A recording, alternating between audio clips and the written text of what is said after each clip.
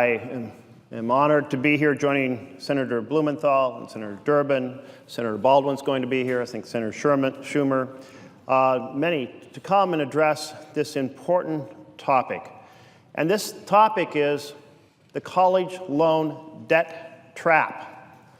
Now, I have a letter here from Stephanie from Oregon, and she writes to me about the trap that she and her husband feel that they are in. She says, "I'm writing to you as a potential investor in Oregon's economy and the economy of the United States. Unfortunately, however, I will not be able to be this investor until mine and my husband's private student loans are paid off." She says, "We owe a little less than $100,000 in student loans and pay $1,100 per month. We will pay this amount for the next 12 years. Because of our student loans and the 7 to 7.2% interest rate they are set at, we cannot afford to purchase a house in the neighborhood we love. We cannot buy a car. We cannot even fathom starting a family.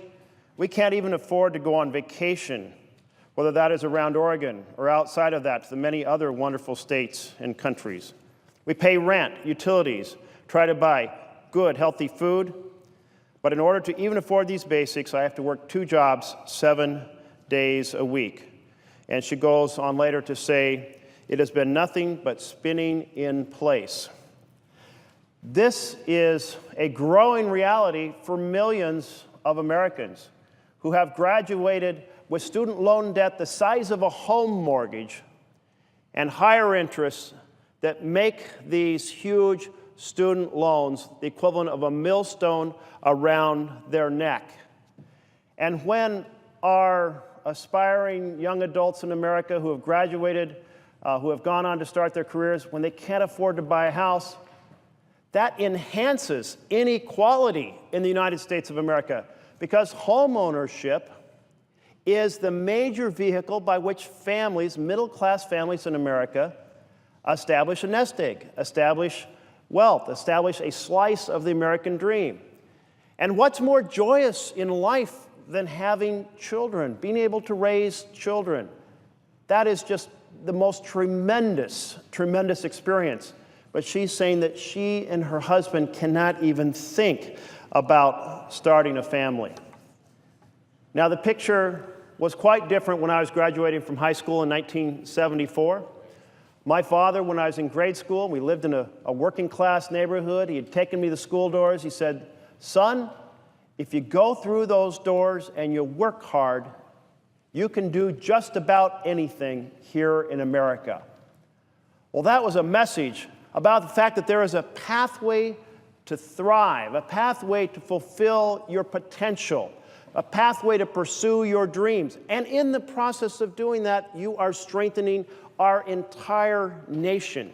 Because when you aspire to your potential, when you aspire to your dreams, then you also find yourself giving back in all kinds of other ways, including having enough income to pay a federal income tax and contribute property taxes and revenue, as well as the talents or fruits of your profession. Well, I still live in that blue-collar community. My kids still go to the same high school I went to. But the message to our students today is very different. They are familiar with many families like Stephanie and her husband. They are familiar with the fact that student tuition has gone up faster than virtually anything else in our society.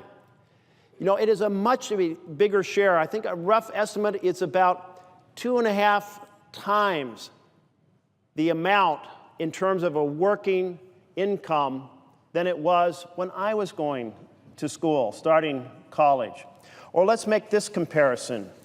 In Germany, the cost of a year in college is around 4% of the median income.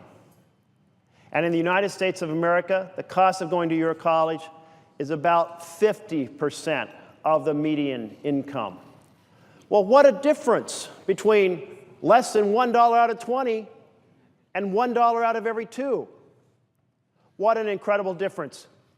So at a minimum, shouldn't we be acting today to enable those who have these high interest student loans to refinance them to a reasonable low rate. Time has expired. Shouldn't we be able to do that? I ask for 30 seconds. Without objection. Thank you, Mr. President. I'll wrap up simply by saying this is common sense. Let's lower this burden, and then let's go on and do much more to control the cost of tuition, raise the impact of Pell Grants, and pursue low-interest student loans as a tool for our students from here going forward. Thank you, Mr. President. I'm delighted to have this chance to have spoken to a fundamental challenge of young Americans in every state of the United States of America.